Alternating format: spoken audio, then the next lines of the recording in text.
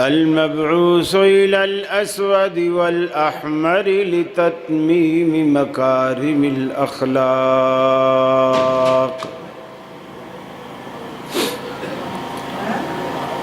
لا يخلق نبي ولا رسول بعده ولا أمة بعد أمته ولا شريعة. یار ابھی چاول کھول دیے ہیں، کیا چکر ہے یہ سے اتنا شور تو چاولوں پہ ہی ہوتا ہے.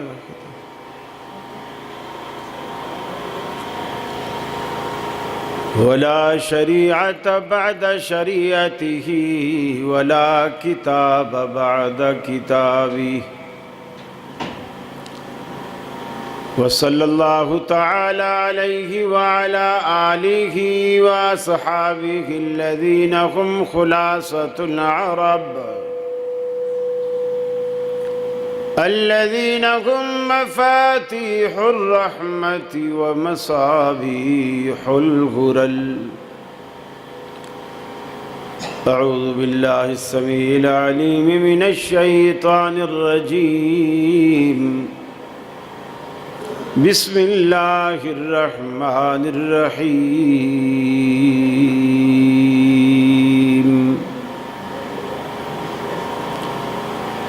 اليوم اکملت لکم دینکم واتممت علیکم نعمتی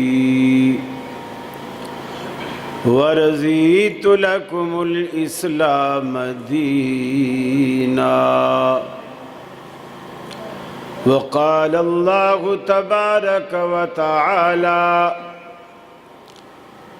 ومن يبتغ غير الإسلام دينا فلن يقبل منه وهو في الآخرة من الخاسرين.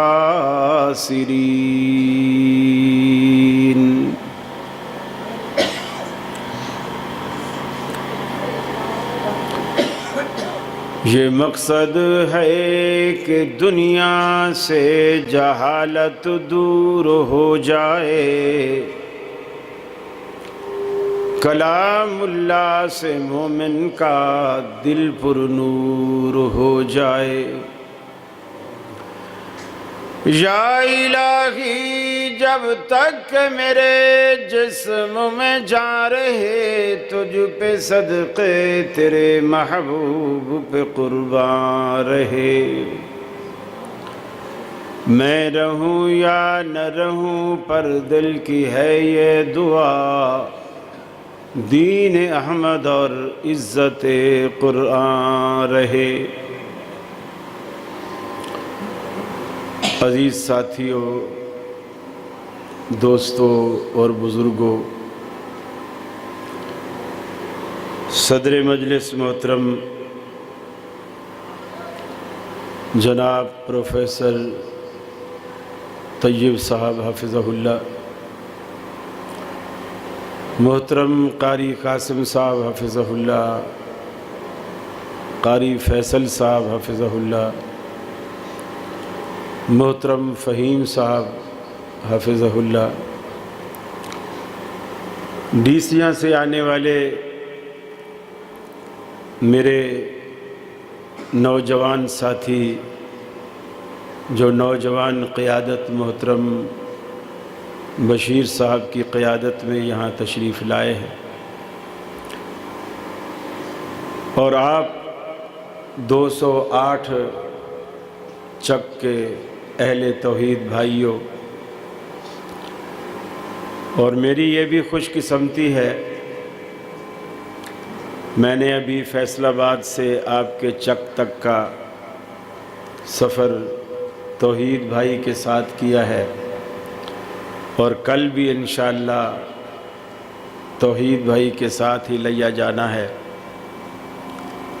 یہ ہمارے لیے سعادت کی بات ہے. ہم خود بھی اہل توحید ہیں، اور اللہ تعالیٰ دوست بھی توحید والے ہی دے دیتا ہے، اور ان کے نام بھی توحیدی ہوتے ہیں. انتظامیہ کی طرف سے مجھے حکم ملا ہے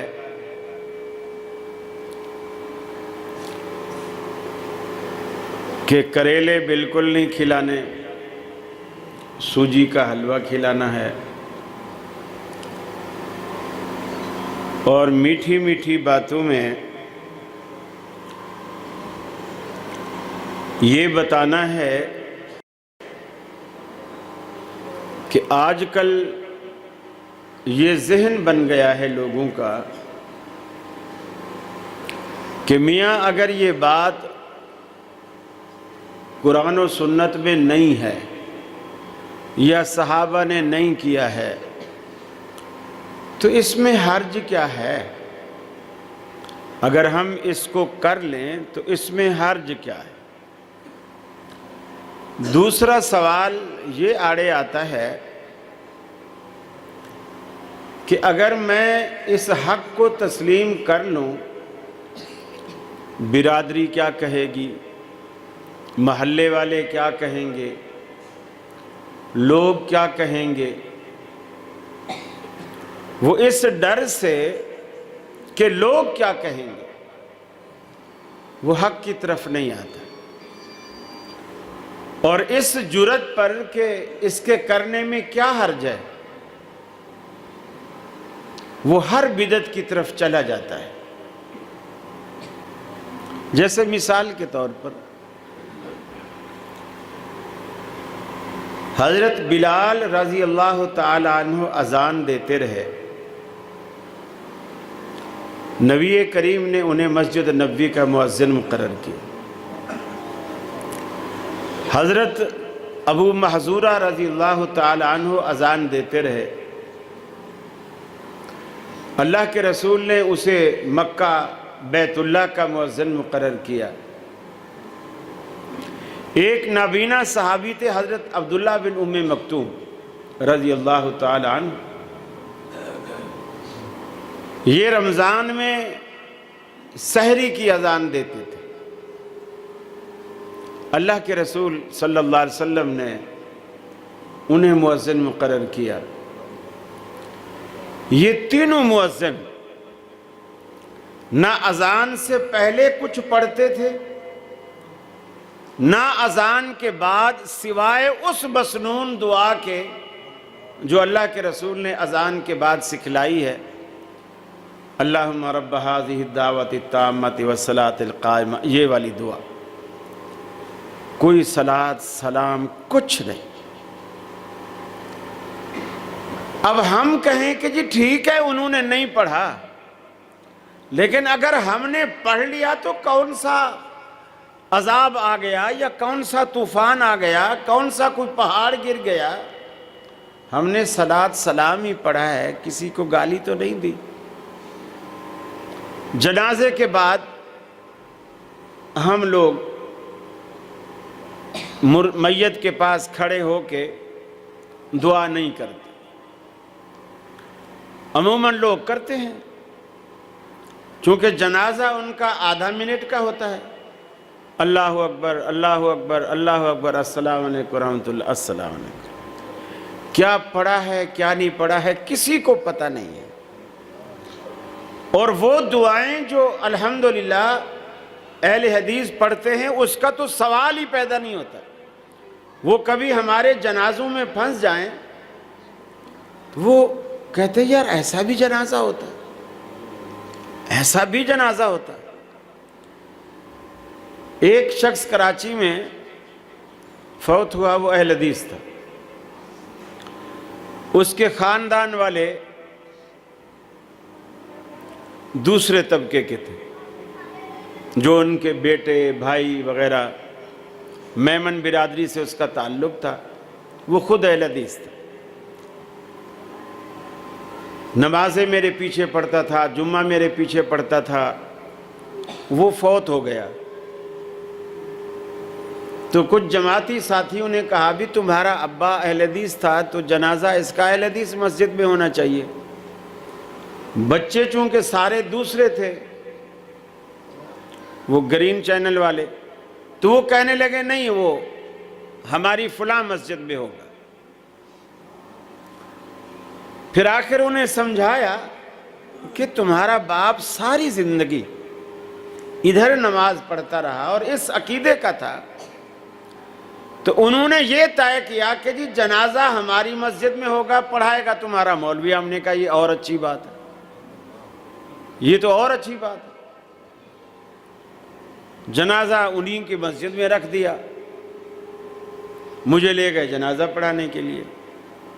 میں نے جنازے سے پہلے 5-6 منٹ کی تھوڑی مختصر گفتگو کی کہ درود بھی جنازے میں پڑھنا ہے، فاتحہ بھی جنازے میں پڑھنی ہے، اس کے بغیر جنازہ نہیں ہوتا ہے، ورنہ اگر تم نہ درود پڑھو گے نہ فاتحہ پڑھو گے تو پھر وہی بات ہو جائے گی مر گیا مردود، نہ فاتحہ نہ درود۔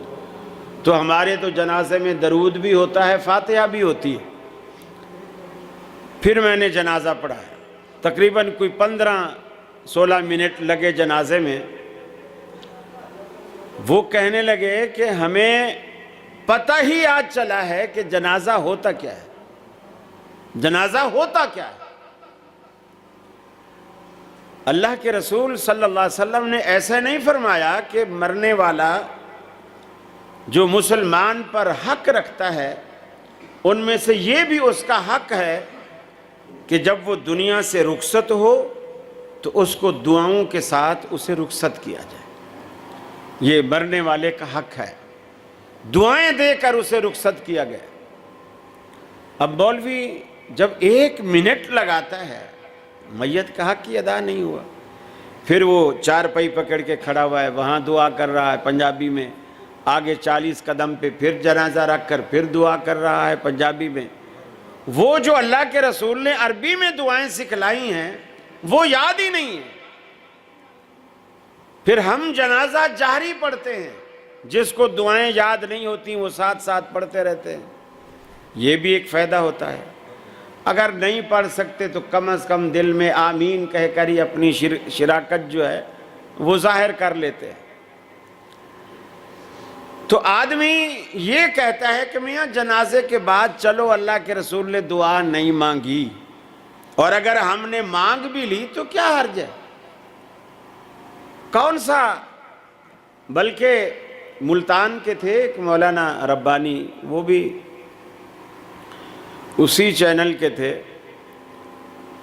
ہم پڑھتے تھے بہاولپور میں، تو ایک دفعہ بہاولپور میں آئے تو طالب علم ہوتے ہیں وہ ہر جلسے میں چلے جاتے ہیں، ہم وہاں جلسہ سننے کے لیے چلے۔ تو وہ اس کی دلیل دے رہا تھا، 2 باتیں بڑی عجیب کی اس نے۔ اب دیکھیں دلیل کیا ہے۔ بولے کہ جی یہ وہابی یہ کہتے ہیں کہ جنازے کے بعد دعا نہیں ہے کیونکہ دعا جنازے کے اندر ہو گئی ہے، کیونکہ دعا جنازے کے اندر ہو گئی ہے۔ یہ مسئلہ کر کے کہتا ہے تم سالن پکاؤ، وہابی مولوی کی دعوت کرو، سالن میں مرچیں زیادہ ڈالو، شوربے میں مرچیں زیادہ ڈالو۔ اب یہ کھائے گا، پھر اوپر مانگے گا پانی، مرچیں جب لگیں گی تو اوپر پانی مانگے گا۔ جب پانی مانگے نا تم ایک تھپڑ ٹکا کے دو اور بولو کہ پانی تو اس کے اندر ہے، تو اوپر سے کیوں پیتا ہے؟ جب دعا جنازے میں ہے اور اوپر سے نہیں مانگی جا سکتی تو پانی تو شوربے میں ہے، پھر اوپر سے کیوں پیتا ہے؟ تو لوگ کہتے تھے سبحان اللہ سبحان اللہ۔ دوسری دلیل کہ جی ہم جو روایت پیش کرتے ہیں، یہ اہل حدیث، یہ وہابی یہ کہتے ہیں کہ یہ روایت ضعیف ہے، یہ روایت ضعیف ہے۔ پھر مجمع کو مخاطب کر کے کہتا ہے بھلا یہ بتلاؤ کہ تمہارا جو ابا ضعیف ہو جائے تو تم اسے گھر سے نکال دیتے ہو؟ انہوں نے کہا نہیں جی ہم تو گھر سے نہیں نکالتے۔ بولے کیا کرتے ہو؟ انہوں نے کہا اگر ابا ضعیف ہو تو ہم زیادہ خدمت کرتے ہیں اس کی۔ تو بولے تمہارا ابا ضعیف ہو تو تم اور خدمت کرتے ہو، اور اللہ کے نبی کی حدیث ضعیف ہو جائے تو اسے حدیث سے نکال دو۔ لوگ کہتے ہیں سبحان اللہ سبحان اللہ، کیا دلیل ہے، کیا دلیل ہے۔ اور اللہ کا رسول کیا کہتا ہے، اللہ کا قرآن کیا کہتا ہے؟ فرمایا الیوم اکملت لکم دینکم واتممت علیکم نعمتی، آج کے دن حجۃ الوداع کے موقع پر رحمت عالم نے ارشاد فرمایا الیوم اکملت لکم دینکم، آج کے دن میں نے اپنا دین تم پر تمام کر دیا، تم پر مکمل فرما دیا۔ وَأَتْمَمْتُ عَلَيْكُمْ نِعْمَتِي، دین کی شکل میں نے جتنی نعمتیں تم کو عطا کرنی تھی وہ کر دی۔ وَرَضِيتُ لَكُمُ الْإِسْلَامَ دِينًا، اور بطور دین کے میں نے تمہارے لیے اسلام کو پسند کیا۔ وَرَضِيتُ لَكُمُ الْإِسْلَامَ دِينًا، بطور دین کے میں نے تمہارے لیے اسلام کو پسند کیا۔ آج سے 1400 سال پہلے رحمت عالم سے یہ اعلان کروایا گیا کہ الیوم اکملت لکم دینکم، آج میرے ہوتے ہوئے دین مکمل ہو گیا، اس میں کسی چیز کی گنجائش رب العالمین نے باقی نہیں رکھی۔ اللہ کے رسول نے اس بات کو مزید کھولتے ہوئے ارشاد فرمایا، آپ نے فرمایا اللہ نے تمام انبیاء کا جو سلسلہ چلایا، اسلام کی عمارت انبیاء کے ذریعے اللہ نے کھڑی کی، عمارت بن گئی، چھت ڈل گئی، پبلک دیکھنے کے لیے آتی ہے، سارے عمارت کو دیکھتے ہیں، ایک جگہ ایک اینٹ کی جگہ ایک بلاک کی جگہ خالی نظر آتی ہے، جو بھی دیکھتا ہے کہتا ہے ساری عمارت مکمل ہے، یہاں ایک اینٹ کی جگہ خالی ہے، اگر وہ لگ جاتی تو عمارت بالکل کمپلیٹ ہو جاتی۔ اللہ کے رسول یہ مثال دے کر فرماتے ہیں وہ آخری اینٹ میں ہوں، میرے لگانے سے اللہ رب العالمین نے اسلام کی وہ عمارت مکمل فرما دی۔ آدم علیہ السلام سے جس دین کا ابتدائیہ، جس دین کا حرف آغاز اللہ رب العالمین نے لکھا تھا، عیسیٰ علیہ السلام تک اس کتاب کا سارا متن چلتا چلا گیا۔ اللہ نے اس کتاب کو ہمیشہ کے لیے بند کرتے ہوئے اس کے ٹائٹل پر لکھ دیا الیوم اکملت لکم دینکم، میں نے آج تم پر اپنا دین مکمل فرما دیا۔ دین آج سے 1400 سال پہلے مکمل ہو چکا، جو چیز اللہ کے نبی کی زندگی میں دین تھی وہ آج بھی دین ہے، جو چیز اللہ کے نبی کی زندگی میں دین نہیں تھی اللہ کے گھر میں بیٹھ کے کہتا ہوں وہ آج بھی دین نہیں ہے۔ اتنی سی بات اگر کسی کی سمجھ میں آ جائے، سارے کا سارا دین اس کی سمجھ میں آ جائے، اتنی سی بات سمجھ میں آ جائے، آپ دیکھیں اللہ تعالیٰ نے کس طرح، آدمی کہتا ہے کہ میاں کیا حرج ہے، اللہ نے اس بات کو کس طرح سمجھایا۔ 8 ذی الحجہ کو جتنے بھی حاجی حج کرنے کی نیت سے مکے میں جاتے ہیں، ٹھیک 8 ذی الحجہ کو فجر کی نماز پڑھنے کے بعد اللہ حاجی سے کہتا ہے بیت اللہ کو چھوڑ دے، مینا میں چلا جا۔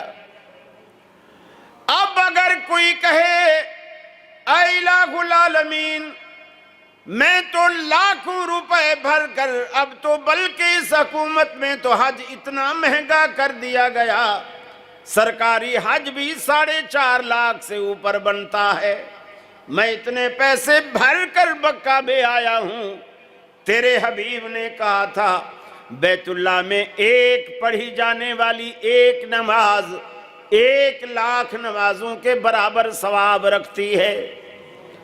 ایک نماز اگر بیت اللہ میں آپ پڑھیں گے، اللہ رب العالمین 1,00,000 نمازوں کا ثواب عطا کرتا ہے۔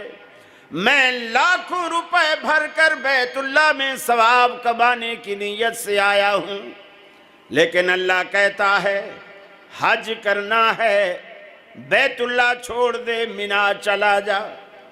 پورے حدیث کے ذخیرے میں، پورے قرآن پاک میں رب العالمین نے مینا کی کوئی الگ سے فضیلت بیان نہیں فرمائی کہ وہاں نماز پڑھنے کا کتنا ثواب ہے، لیکن اللہ حاجی سے کہتا ہے اگر حج کا ثواب چاہتا ہے تو بیت اللہ چھوڑ دے۔ حاجی بیت اللہ چھوڑ دیتا ہے، مینا میں چلا جاتا ہے، ظہر، عصر، مغرب، عشاء اور پھر 9 ذی الحجہ کی فجر مینا میں ادا کرتا ہے۔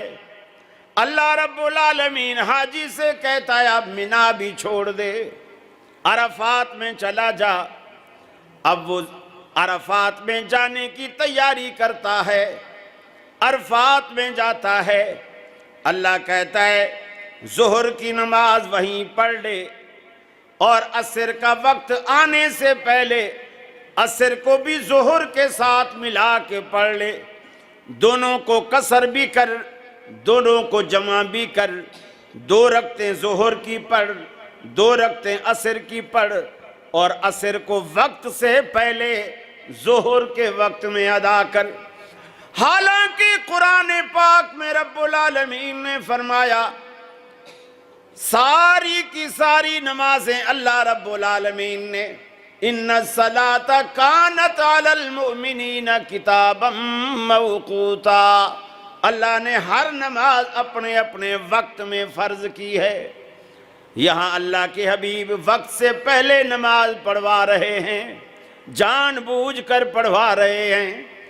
ظہر پڑھ لی، عصر پڑھ لی، مغرب تک اللہ کے رسول دعائیں کرتے رہے، دعائیں کرتے رہے، التجائیں کرتے رہے، اللہ سے رو رو کر دعائیں مانگتے رہے۔ یہی وہ میدان عرفات ہے جس میں آپ کے بابا آدم اللہ رب العالمین کی جناب میں روئے تھے۔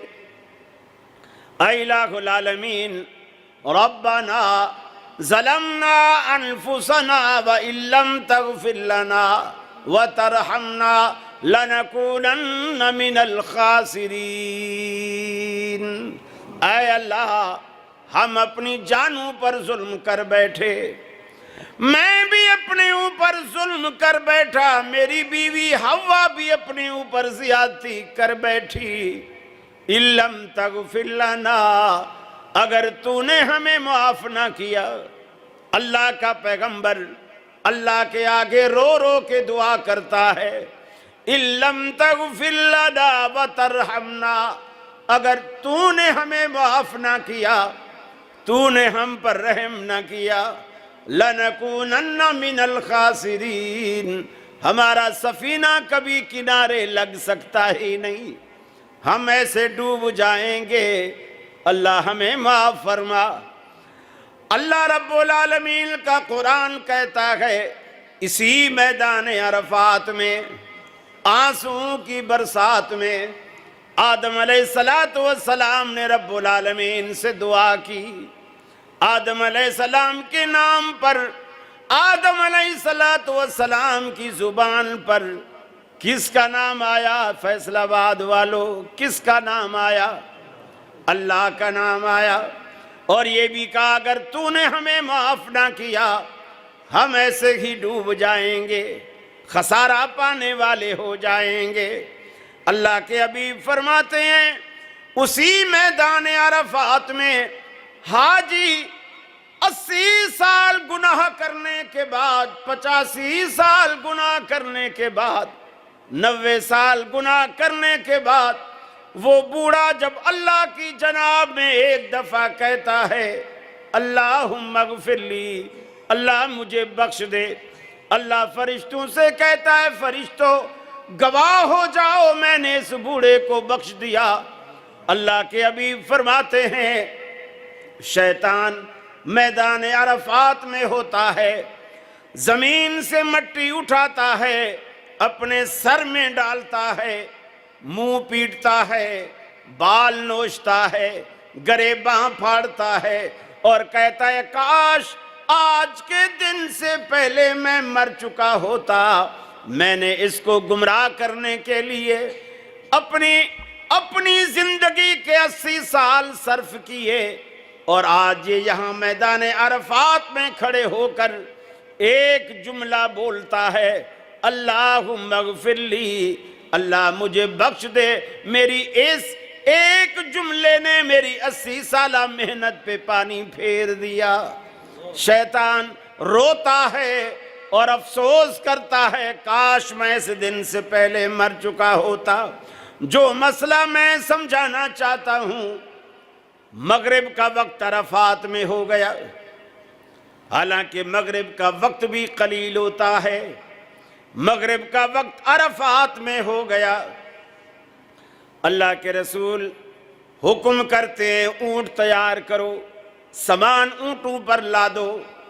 हजरत बिलाल आ गया है, अस्सलात अस्सलात या रसूल अल्लाह। अल्लाह के रसूल नमाज नमाज, मगरिब की नमाज का वक्त है, हमने मगरिब की नमाज नहीं पढ़ी।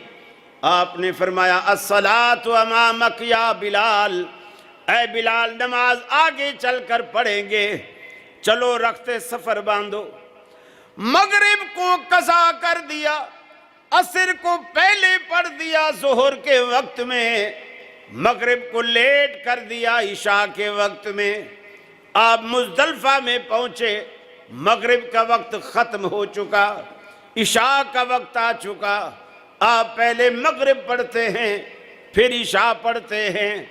गोया पूरी की पूरी दुनिया को रब्बुल आलमीन ने ये बतला दिया, नेकी किस चीज़ का नाम है, सवाब किस चीज़ का नाम है। इस्लाम सारे का सारा ना बैतुल्लाह के साए में छुपा है, ना नमाजों के वक्त में कोई सवाब और अजर छुपा है। जो कुछ अजर है आमना के लाल की पैरवी में है। इतनी बात समझ आ जाए तो दीन सारे का सारा समझ आ जाता है। अल्लाह के हबीब ने जहाँ जहाँ कहीं नमाज को लेट कर दिया, कहीं नमाज को पहले कर दिया, वक्त से पहले, कहीं वक्त के बाद, अल्लाह ने दुनिया को बतलाया कि दीन असर के वक्त में कोई खैर नहीं छुपी हुई, जोहर के वक्त में कोई खैर नहीं छुपी हुई, मगरिब के वक्त में कोई खैर नहीं छुपी हुई। और जो कुछ खैर है वो सारी की सारी रसूल अकरम सल्लल्लाहु अलैहि वसल्लम की इत्तिबा और आपकी पैरवी में है। और आप सल्लल्लाहु अलैहि वसल्लम की पैरवी में जो कुछ है वो दीन है। लिहाजा हम सबको ये हुक्म है कि अगर तुम सवाब चाहते हो, अजर चाहते हो, तो नबी मुकर्रम की पैरवी में आओ, आपकी पैरवी में आओ, आपकी इताअत में आओ। दूसरे काम करने में आप कहते हो क्या हर्ज है, उसमें यही सबसे बड़ा हर्ज है कि वो सुन्नत के खिलाफ है। सबसे बड़ा हर्ज ये है वो सुन्नत के खिलाफ है। आप देखें, खाने की प्लेट आती है, बल्कि थाल आता है, ऊपर ढका हुआ होता है। वैसे खुशबू से मौलवी साहब को पता चल जाता है कि इस ऊपर जो रुमाल ढका हुआ है, इस रुमाल के नीचे क्या है। खुशबुएं बता देती है ना, चावल है, सूजी का हलवा है, दाल रोटी है, क्या है। फिर ख़त्म मुख्तलिफ है, दाल का ख़त्म अलग है, हलवे का ख़त्म अलग है, और हलवे में पिस्ते बादाम डले हुए हों तो उसका ख़त्म बिल्कुल अलग है। जैसे जैसे चीज़ महंगी होती चली जाती है, ख़त्म भी महंगा होता चला जाता है। अब अगर दाल की खुशबू आ रही है कि लहसुन का भंगार लगा हुआ है और मूंग की दाल है घुटी हुई, तो वो क्या करेगा, जब उसके आगे बर्तन रखेंगे ढका हो, 3 दफ़ा कुल वाला पढ़ के ले जाओ इसको देग में डाल। और जो हलवा होगा, बिरयानी होगी, پھر سورہ یاسین، سورہ مزمل، سورہ مدثر، پھر کیا کیا کتنی دفعہ الگ سے ختم شریف ہے جو پڑھا جائے گا. یعنی جیسے ہی اس کی خوشبو اور جیسا اس کا معیار ویسے ختم کا معیار. اب جب ہم ٹوکیں کہ اللہ کے رسول کے زمانے میں بھی دعوتیں ہوتی تھیں، خیراتیں ہوتی تھیں، چاول بھی پکتے تھے، روٹی بھی پکتی تھی، دال بھی پکتی تھی، حلوہ بھی بنتا تھا، لیکن کوئی صحابی کبھی بھی اللہ کے نبی کے سامنے تھال نہیں لایا کہ آپ اس پہ کچھ صورتیں پڑھ دیں، پھر میں اس کو جا کر کے باقی دیگ میں ڈالوں گا اور پھر جو ہے وہ ایصال ثواب ہو جائے گا. یقین مانو یہ جو مولوی کا پیٹ ہوتا ہے نا، یہ لیٹر باکس کی طرح ہوتا ہے. لیٹر باکس کبھی دیکھا ہے آپ نے؟ آج کل تو خیر موبائل کا دور ہے، لوگ اسی میں SMS کر دیتے ہیں. پرانے زمانے میں ہوتا تھا، آپ اب بھی خیر بڑے عمر کے جو لوگ ہیں وہ جانتے ہیں، لال کلر کا ایک صندوق گول سا ہوتا ہے، وہ لگا ہوا ہوتا ہے اور اس میں لوگ خط ڈالتے ہیں، اور اس پہ جو ایڈریس آپ لکھو گے، نانا کے نام، چاچا کے نام، تایا کے نام، پھوپھو کے نام، دادی کے نام، جس کا بھی نام لکھو گے، ایڈریس لکھ کر اس لفافے کو لیٹر باکس میں ڈال دو تو وہ لفافہ اس پتے پر پہنچ جائے گا. تو یہ جو مولوی کا پیٹ ہوتا ہے نا، یہ لیٹر باکس کی طرح ہوتا ہے. آپ کو جس کو ثواب پہنچانا ہے، حلوے کا تھال اس پیٹ میں ڈال دو، نیت اس کی کر لو، کھا جائے گا مولوی، ثواب نانی کو پہنچ جائے گا. یعنی لیٹر باکس والا سسٹم ہے. اب آدمی کہتا ہے کہ میاں کیا حرج ہے، کیا حرج ہے؟ سب سے بڑا حرج یہی ہے کہ یہ سنت کے خلاف ہے، یہ سنت کے خلاف ہے. دیکھیں، آپ گائے ذبح کریں، بکری ذبح کریں، آپ نے کبھی کی ہوگی، تو آپ ذبح کرتے وقت کیا پڑھتے ہیں؟ بسم اللہ اللہ اکبر. ٹھیک. اب اگر کوئی حافظ ہو آپ میں سے، وہ کہے کہ میاں تکبیریں تو وہ پڑھیں جن کو قرآن نہیں آتا، مجھے تو قرآن آتا ہے. وہ تکبیر نہیں پڑھتا بلکہ سورہ یاسین پڑھتا ہے، سورہ ملک پڑھتا ہے، مزمل، مدثر، ساری صورتیں پڑھتا ہے اور بکری کو ذبح کرتا ہے. بکری حلال ہو جائے گی؟ نہیں. اب بکری کو قرآن نے حرام نہیں کیا، کس نے حرام کیا؟ بدعت نے حرام کیا.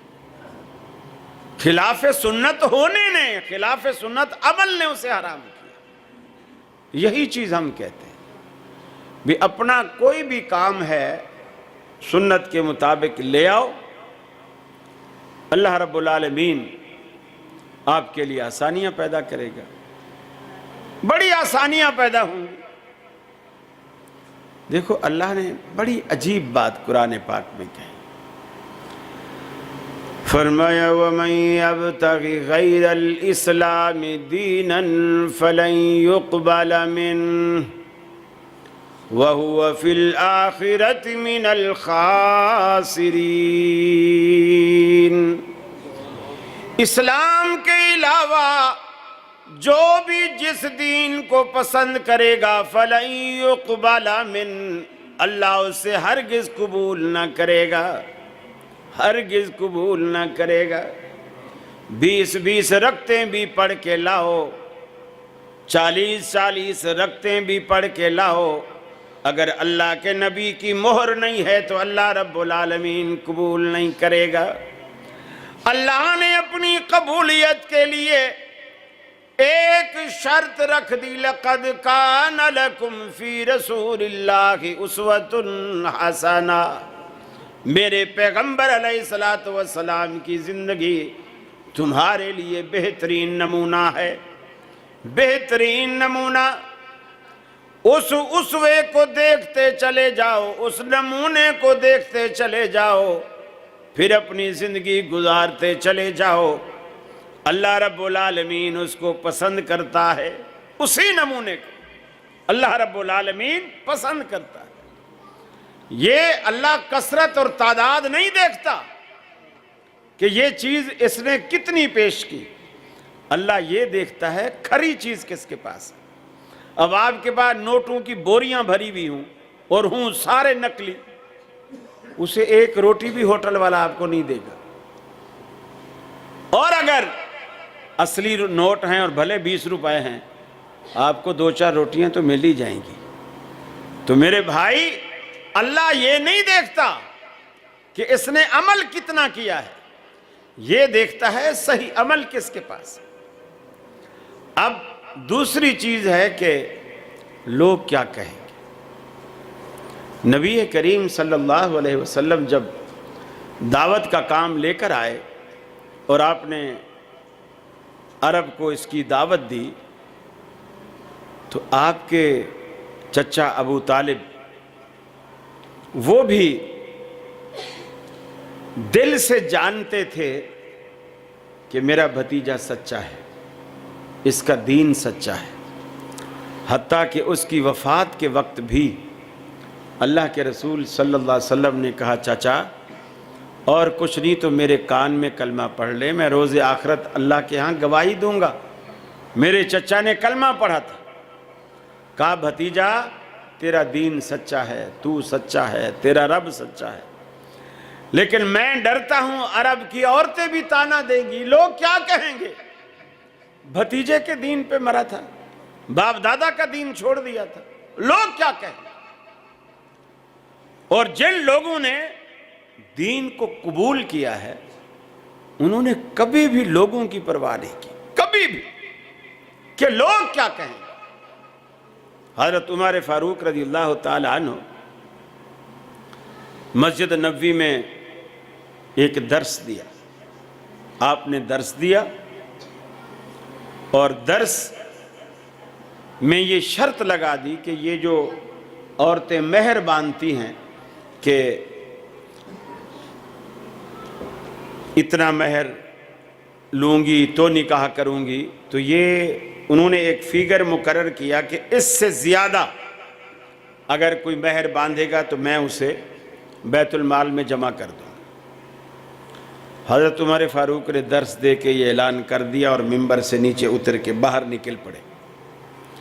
درس میں ایک بوڑھی خاتون حضرت خولہ بنت ثعلبہ رضی اللہ تعالی عنہ وہ بھی وہاں موجود تھی، وہ دروازے سے نکل کر، اب یہ اندازہ لگائیں اس زمانے میں عورتیں بھی مسجد میں آتی تھی، اب مسجد کے دروازے لوگوں پر بند، خواتین پر بند کر دیے گئے۔ حضرت عمر کے سامنے آ گئی، امیر المومنین آپ کہتے ہو کہ اس سے زیادہ رقم اگر کسی نے مہر میں باندھی یا مانگی، ہم اتنی رقم اس کو دے دیں گے، جو زیادہ ہوگی وہ بیت المال میں ضبط کر لیں گے۔ آپ کی یہ بات قرآن کے خلاف، آپ کی یہ بات قرآن کے خلاف، اس لیے کہ اللہ قرآن میں کہتا ہے کہ اگر مہر میں خزانہ بھی مقرر ہو جائے تو اس کو ادا کرو۔ تو خزانہ کوئی 32.25 روپے پہ تو نہیں بولا جاتا نا، خزانہ تو پھر خزانہ ہوتا ہے۔ 32.25 روپے کو تو خزانہ نہیں کہتے جو لوگوں نے شرعی مہر بنایا ہوا ہے، وہ خزانہ نہیں ہے۔ حضرت عمر کی سمجھ میں بات آ گئی، واپس مسجد میں آئے، واپس ممبر پہ بیٹھے، منادی والے کو کہا جو لوگ باہر نکل گئے ان کو واپس بلاؤ۔ اب دیکھو لوگ کیا کہیں گے۔ ایک مولوی آج اگر کوئی غلط مسئلہ بیان کر دے نا، اس کو حدیث دکھا دو، قرآن کی آیت دکھا دو، تو وہ لوگوں کے اکیلے میں شاید مان جائے، لیکن مجمع میں آپ اگر اس کو حدیث یا آیت دکھا دیں کہ جی جو مسئلہ آپ نے بیان کیا ہے وہ قرآن کے خلاف ہے، حدیث کے خلاف ہے، اس کی 100 تعویلیں کرے گا لیکن اپنی بات سے واپس نہیں مڑے گا، کیونکہ لوگ کیا کہیں گے، لوگ کیا کہیں گے، یہ تو اس کی بے عزتی ہے۔ لوگ کہیں گے اس کو مسئلہ نہیں آتا، وہ واپس نہیں ہوگا، اکیلے میں شاید مان جائے۔ ایک سندھ کے ایک گاؤں میں ایک مولوی صاحب تھے، بوڑھے ہو گئے، 25-30 سال سے وہ سندھ کی اس مسجد میں امام رہے. تو فجر کی نماز وہ پڑھا رہا تھا تو کہیں سے کوئی مسافر آ گئے، وہ کوئی اچھے خاصے حافظ قاری تھے، تو وہ جو پیچھے کھڑے ہو گئے. اب یہ نماز پڑھا رہا تھا، اس نے پڑھا ایاک نعبد، اور لفظ کیا ہے؟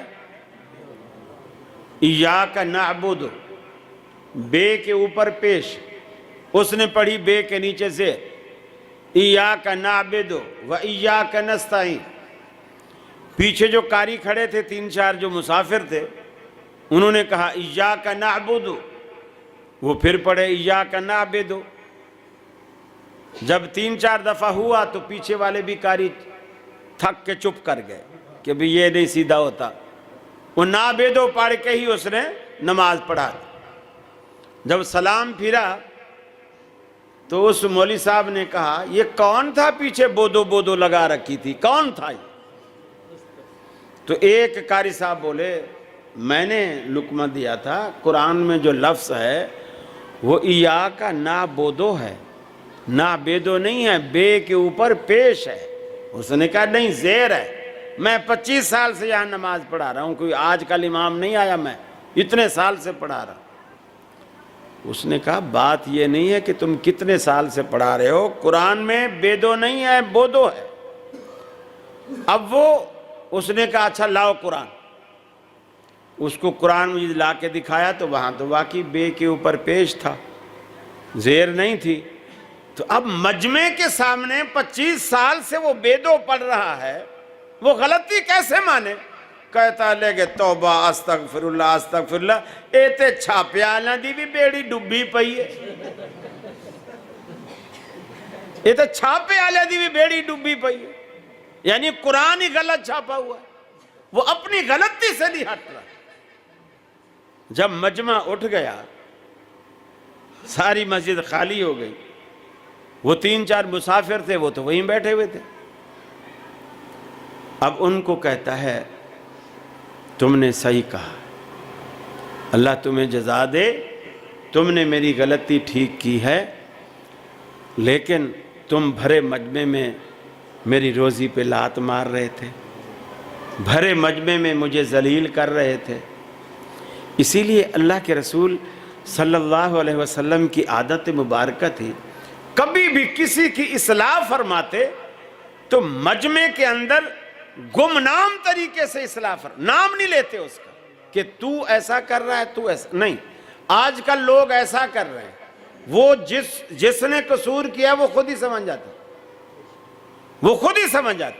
یعنی آپ اس کی عزت نفس مجروح نہ کرتے، یہ بھی اصلاح کا ایک طریقہ ہے. تو وہ اکیلے میں تو مان رہا ہے لیکن مجمع کے سامنے نہیں مان رہا. حضرت عمر کو دیکھی، جب مجمع واپس آیا، حضرت عمر اللہ کے رسول کا صحابی بھی ہے، خلیفہ ثانی بھی ہے، اور حضرت عمر کا درہ بھی بڑا مشہور ہے، وہ بھی ہاتھ میں ہے. لیکن لوگ جب سارے واپس آ گئے، لوگوں سے کیا کہتے ہیں؟ کہتے ہیں لوگوں سنو، اگر یہ بڑھیا نہ ہوتی نا آج عمر گمراہ ہو جاتا. اگر یہ بڑھیا نہ ہوتی تو آج عمر گمراہ ہو جاتا، اس لیے کہ عمر سے تو یہ بڑھیا بھی قرآن زیادہ جانتی ہے. صرف اپنی غلطی سے رجوع نہیں کیا بلکہ اس کی بھی تعریف مجمع میں کی جس نے قرآن کی آیت سے حضرت عمر فاروق کی غلطی کو پکڑا تھا. صحابہ کرام نے کبھی آر محسوس نہیں کی کہ مجمع کیا کہے گا، لوگ کیا کہیں گے، لوگوں کو پتہ چلے گا تو میرا کیا ہوگا، میری عزت کا جنازہ نکل جائے گا. کبھی نہیں. آپ دیکھیں آمنہ کے لال سے زیادہ عزت دنیا میں کس کی ہو سکتی، کس کی ہو سکتی؟ حدیث میں آتا ہے اللہ کے نبی جب مکے سے ہجرت کر کے مدینے آئے تو مدینے میں کچھ لوگ تھے جو یہ جو کھجوریں ہوتی ہیں، ان کھجوروں میں کچھ مادہ ہوتے ہیں، کچھ نر ہوتے ہیں. مختلف پودوں میں ایسا ہوتا ہے، پپیتے میں بھی ایسا ہوتا ہے، ناریل میں بھی ایسا ہوتا ہے، نر نہیں پھلتا، بور دیتا ہے، جھڑ جاتا ہے، اور مادہ پھلتی ہے۔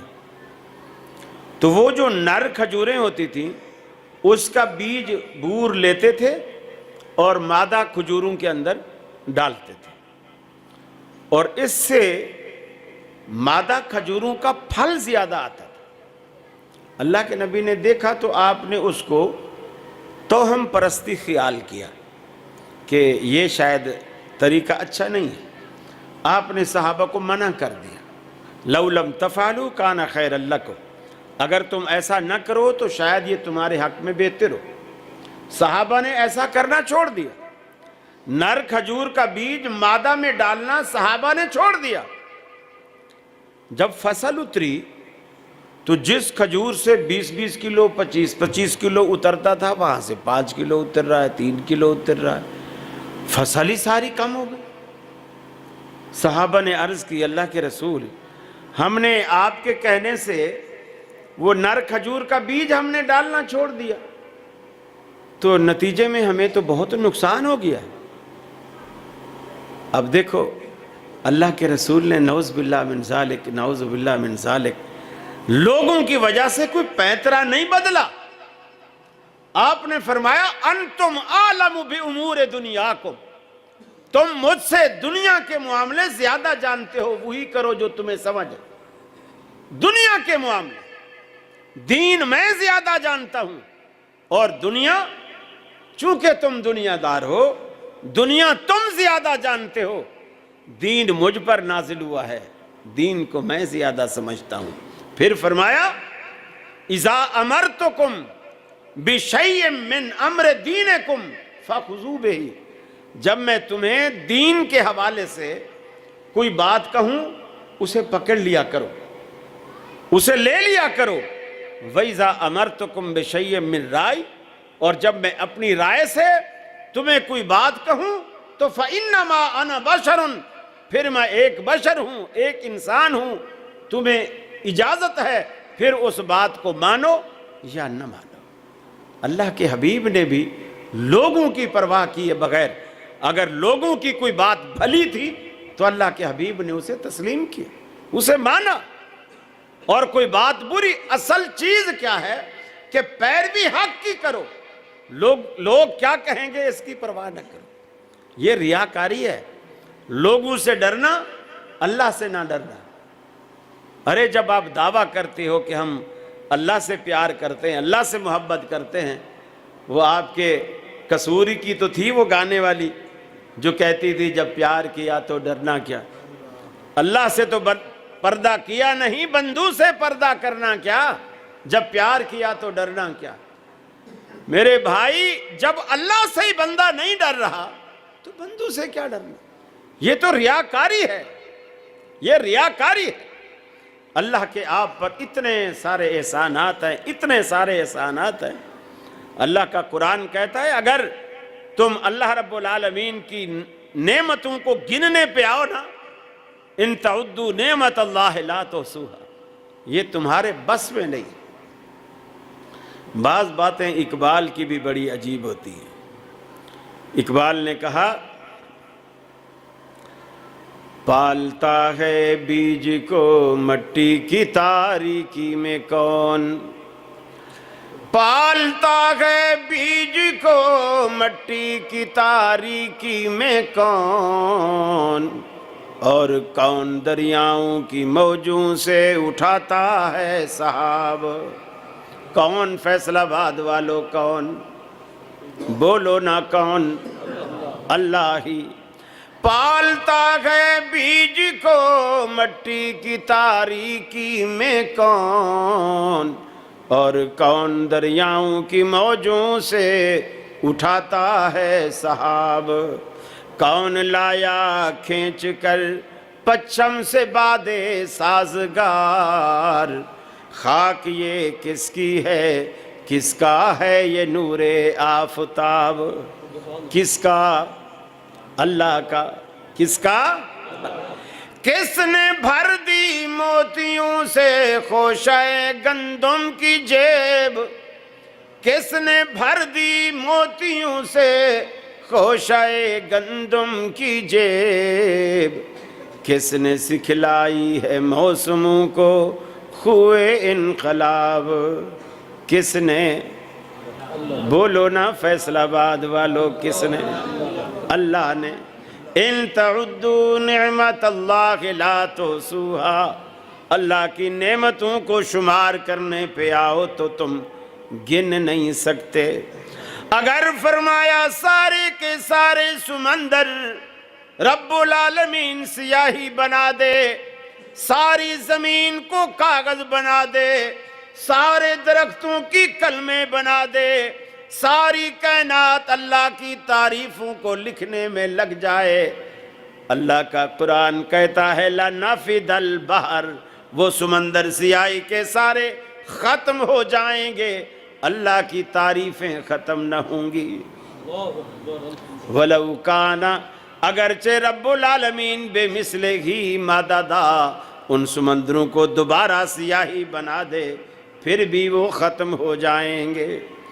اللہ کی کتنی بڑی نعمتیں، آسمان کے دامن میں بادلوں کے رواں دواں قافلے، جن میں گرمی بھی ہے، جن میں سردی بھی ہے، جن میں پانی بھی ہے، جن میں آگ بھی ہے، پانی بھی ہے، آگ بھی ہے، یہ دنیا کی متضاد چیزیں ایک ہی برتن میں کس نے جمع کر دیں؟ اللہ نے۔ اس رب العالمین کی ساری زندگی تم شکر ادا کرو، ہم کبھی بھی رب العالمین کی نعمتوں کا شکر کا حق ادا نہیں کر سکتے، کبھی بھی۔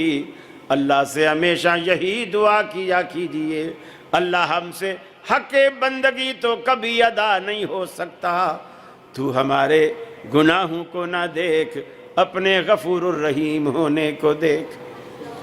اللہ میں اتنا بڑا گناہگار ہوں، اتنا بڑا خطا کار ہوں، شاید کہ ساری کائنات میں مجھ سے بڑا گناہگار کوئی نہ ہو، لیکن اللہ میں یہ بھی تو مانتا ہوں تجھ سے بڑا دنیا میں غفار بھی تو کوئی نہیں۔ یہ سوچ کر اللہ کے دروازے پر بندہ آئے، اللہ سے مانگے، اللہ سے گڑ گڑائے، اللہ سے سوال کرے، اللہ کہتا ہے قال ربکم ادعونی استجب لکم، میرے بندو مجھے پکارا کرو، میں تمہاری دعاؤں کو قبول کرتا ہوں۔ مجھے پکار کے تو دیکھو، مجھ سے مانگ کے تو دیکھو، ارے اپنی جبین نیاز میری جناب میں جھکا کے تو دیکھو، ندامت کے دو اشک گرا کے تو دیکھو، طلب کا دامن پھیلا کے تو دیکھو۔ رب العالمین تو کہتا ہے اے میرے بندے، میرے دروازے پر آ، کچھ نہ لے کر آ، سب کچھ لے کر جا، خالی دامن آ، جھولیاں بھر کے لے جا۔ اللہ کے خزانے میں اتنی بھی کمی واقع نہیں ہوتی، ساری کائنات کو نوازنے کے بعد اللہ کے خزانے میں اتنی بھی کمی واقع نہیں ہوتی جتنی کمی سمندر کو سوئی میں ڈالو پھر اس کو نکالو، جتنی کمی اس سوئی کو، ناکے کو جو پانی کا قطرہ لگ جاتا ہے، اللہ کے خزانے میں اتنی بھی کمی واقع نہیں ہوتی۔ اس سے مانگیے، ساری دنیا کا داتا ہے، دنیا میں جہاں بھی جاؤ گے لوٹے جاؤ گے۔ حضرت جی بولیں گے میں آؤں گا تو کیا دو گے، تم آؤ گے تو کیا لاؤ گے۔ ساری زندگی ون وے چلتا ہے، دینے کی کبھی حضرت جی بات نہیں کریں گے۔ بلکہ حضرت جی ندی کے کنارے بیٹھے وضو کر رہے تھے، پاؤں پھسلا اندر جا پڑے، کوئی سمجھدار ساتھ میں کوئی کھڑا تھا، اس نے جلدی سے کہا حضرت ہاتھ مجھے دیجئے۔ پہلے تو دینے لگا، جب دیکھا کہ یہ تو ہاتھ مانگ رہا ہے، دینا تو زندگی میں سیکھا ہی نہیں، پھر واپس کھینچ لیا۔ اتنے میں دو تین گوتے بھی آ گئے۔ دوسرا کوئی سمجھدار مرید کھڑا تھا، اس نے کہا حضرت ہاتھ نہ دیجئے، میرا ہاتھ لے لیجئے۔ دونوں ہاتھوں سے چمٹ گیا، اس نے پکڑ کے باہر نکالا۔ دینا نہیں سیکھا، ساری زندگی لینا ہی سیکھا ہے۔ اور اللہ رب العالمین ایسا داتا ہے، ایسا داتا ہے۔ دیکھو اللہ کے رسول نے کتنے پیارے انداز میں، آپ نے کبھی غور کیا یہ رفع الیدین کیا چیز ہے؟ یہ جو ہم رفع الیدین کرتے ہیں کیا چیز ہے؟ آپ اللہ کی جناب میں کھڑے ہوتے ہیں اور یہ خالی ہاتھ، ہتھیلیاں آگے کر کے قبلے کی طرف خالی ہاتھ اللہ کو دکھاتے ہیں۔ اس کا ایک مطلب تو یہ ہے اللہ میں خالی ہاتھ تیرے دربار میں آیا ہوں، کچھ نہیں ساتھ لایا، میرے پلے کچھ نہیں ہے، لیکن اس امید کے ساتھ آیا ہوں کہ جب میں یہاں سے لوٹوں تو مجھے خالی نہ لوٹانا، مسجد سے جب لوٹوں مجھے خالی نہ لوٹانا۔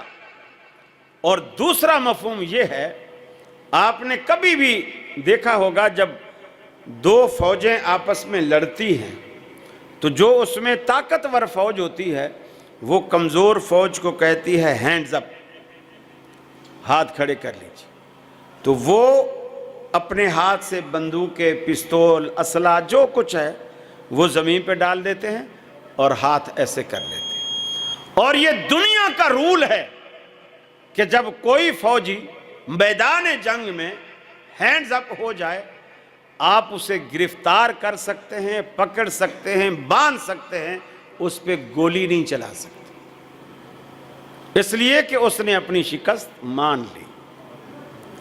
اب بندہ جب اللہ کی جناب میں آتا ہے ہینڈز اپ ہو جاتا ہے، یا اللہ میں اپنے گھر میں پہلوان تھا، چودھری تھا، وڈیرا تھا، کمشنر تھا، ڈیسری تھا، کچھ بھی تھا، لیکن تیری دربار میں آ کر میں نے ہینڈز اپ کر لیے اور تیری بڑائی کو اور اپنی نیچائی کو میں نے مان لیا۔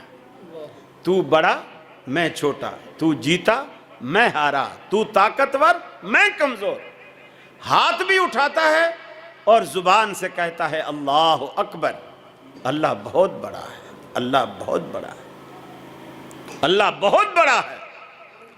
تو یہ رفع الیدین کی حکمت ہے، آپ اس نیت سے جب اس کو کرتے ہیں۔ اور دوسری بات، اللہ کے حبیب نے رفع الیدین کرنے کے بعد صحابہ بیان کرتے ہیں، حضرت وائل ابن حجر بیان کرتے ہیں، وضع یدہ الیمنی علی یدہ الیسری علی صدرہ، آپ نے اپنا دایاں ہاتھ بائیں کے اوپر رکھا، دونوں کو صدر پر رکھا، دونوں کو صدر پر، چھاتی پر رکھا۔